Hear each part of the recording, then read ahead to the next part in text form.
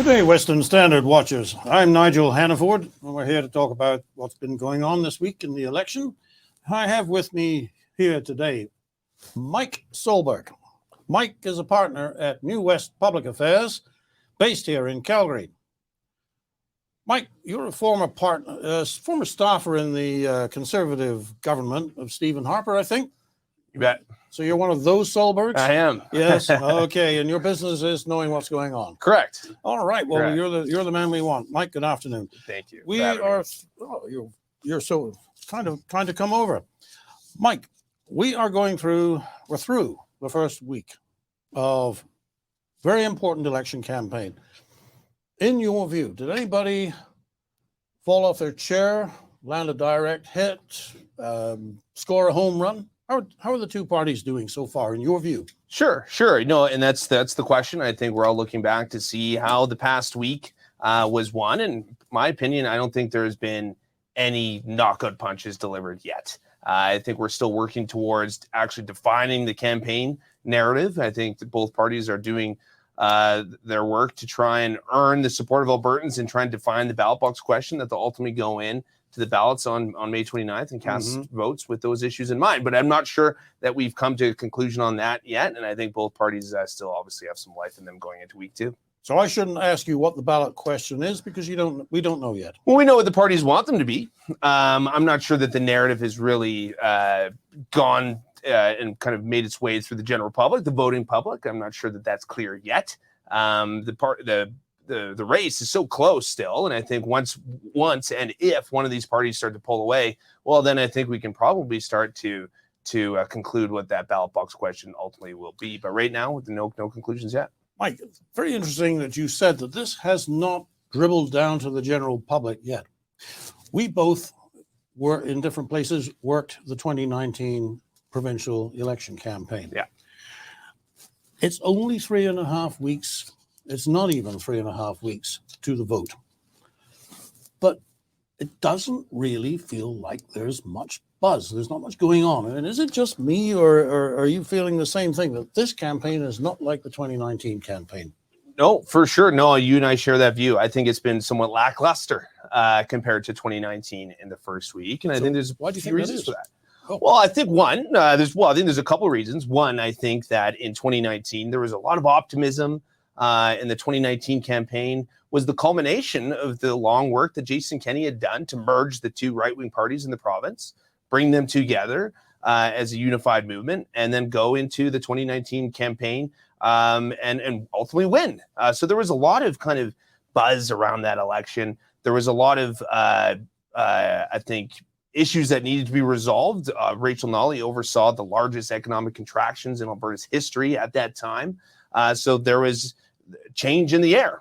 Jason Kenney had enormous momentum. Even 8 months out, I think most people probably thought that he was going to form government. He was a government in waiting. That's not the case right now. The economy is doing well.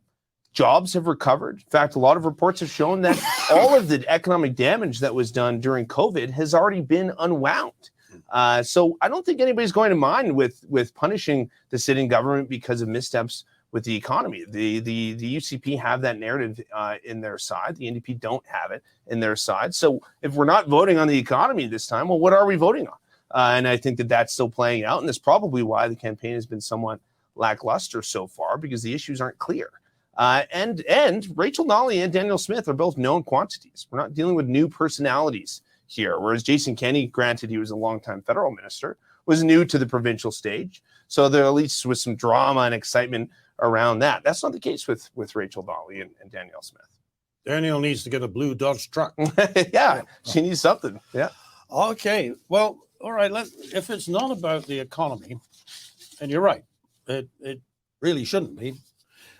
And yet Rachel Notley is trying to make it about the economy with an announcement yesterday, wants to invest, as she would call it, I would call it spend, $400 million in what she is calling the, what is she calling it? The Alberta's Future Tax Credit. Yeah, right.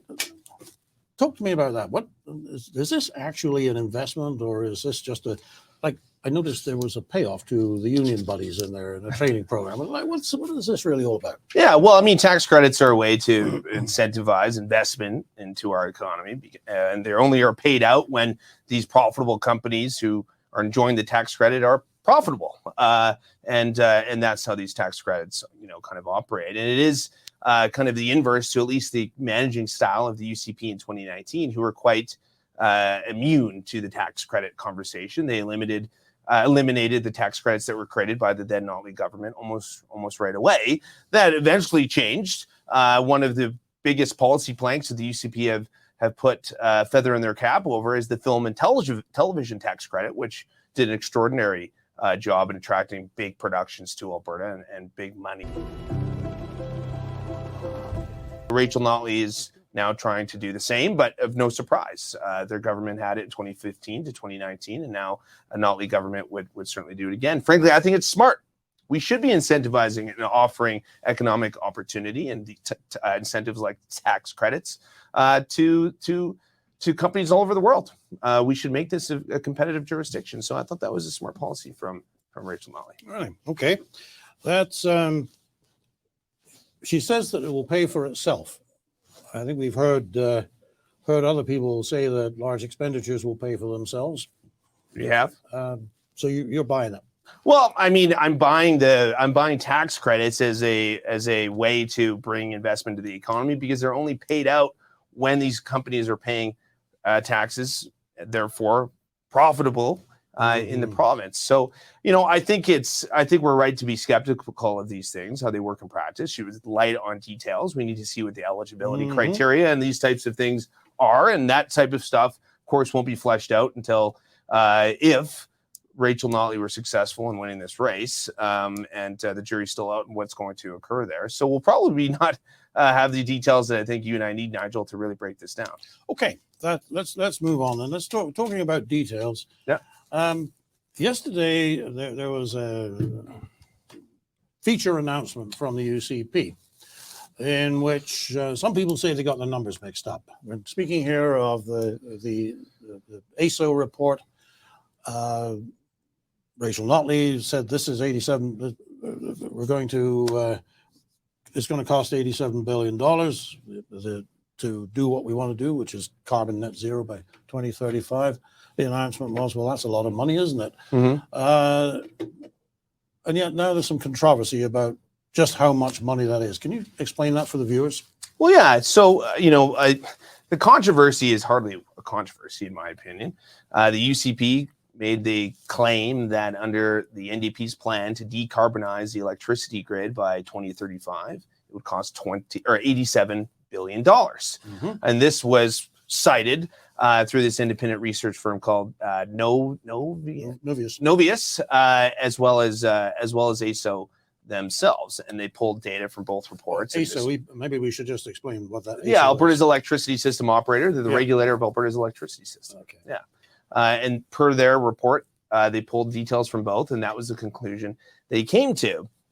Now, Novius came out and said, well, no, to be clear, this is not what we're concluding, and asked for a correction, which was that of the 87 billion, $52 billion of that's the cost that it would be to decarbonize the electricity grid by 2035. And in the years following, by 2040 and 2015 real dollars, the cost of the economy would be $35 billion from the province's GDP. That's $87 billion, Nigel. So sure, it was imprecise, which is frankly something that I'm sure the UCP wish they could do over again. But the proof is in the pudding. It's still an extraordinarily expensive and ambitious plan from the NDP to decarbonize on those timelines. The UCP said that they would do it by 2050, which would be cheaper, presumably. But is this a controversy? No. The clarification was already made by the UCP late last night, and it was accepted in its language by Novius, the independent firm that was hired to look at this in the first place. And for this to be a controversy outside of the bubble, outside of the mainstream media, you would have to talk to people on the street and assume that they know what you and I are talking about, Nigel, when we're speaking about this issue. And I can guarantee you, if we pulled 200 people outside this building right now, they would have no earthly clue what we're talking about. So, no, I think the page has already turned on this so-called controversy, and we'll move on to the next one. All right. So what the real issue in all of that is whether they're going to be able to do all of that, whoever does it, and keep the lights on all the time. Sure. I mean, that's probably too much for this segment, but I have been looking. If we're all going to be driving electric cars, and if we're all going to heat our homes with electricity and not natural gas, we're going to need a hell of a lot more generation, and it's going to have to be reliable, because I don't want my house to go cold because the wind isn't blowing. Absolutely. So, yeah, no, it's going to require a far deeper policy conversation, particularly in a cold climate like Alberta, to make sure that we are able to do this in a sustainable manner. And the NDP's is far too ambitious and accelerated, and it's going to cost a lot of money. And that was the announcement made yesterday. So, Mike, if it's not the economy, and stuff like this is frankly not going to be a vote switcher, is it about Rachel Notley and Danielle Smith, a popularity contest? I think more so than ever, this is a personality-driven race. To be clear, voters will still vote on the economy. The economy will come in mind, but they won't be punishing anyone for a poor economy. We're in frankly a rosy economy right now. Projections show that to continue. Our fiscal situation is the best it's been in decades, large in part buoyed by strong commodity prices, including our oil and gas sector, and our employment numbers have completely recovered from the economic contractions that Rachel Notley oversaw, and those that we saw for a period during the pandemic as well. So no, voters aren't going to be punishing this government on the economy, and therefore I think it'll be on other issues, and they're going to look to these two leaders and their personalities and how they identify as themselves and as leaders, and I think that's going to play out over the next 3.5 weeks as well. So how important is it that a leader should be likable? Let me put it to you this way. Suppose I had a serious operation, a medical procedure. They're going to open me up and hopefully put me back together again. I meet the surgeon, and he turns out to be, let's just say, have no bedside manner. Sure. All right. But I am assured by everybody around me that this is the guy who knows how to take you apart and put you back together again, except no substitutes. Yeah. All right. So now we come to somebody who we are putting in charge of a province with a GDP of what, 100 and... Oh, it'd be enormous. Yeah. A couple $100 billion at least. Yeah. 4 million people, all of whom are looking to government for leadership on the economy. How important is that person also be personally attractive? It's not. And, certain jurisdictions and certain populations may disagree.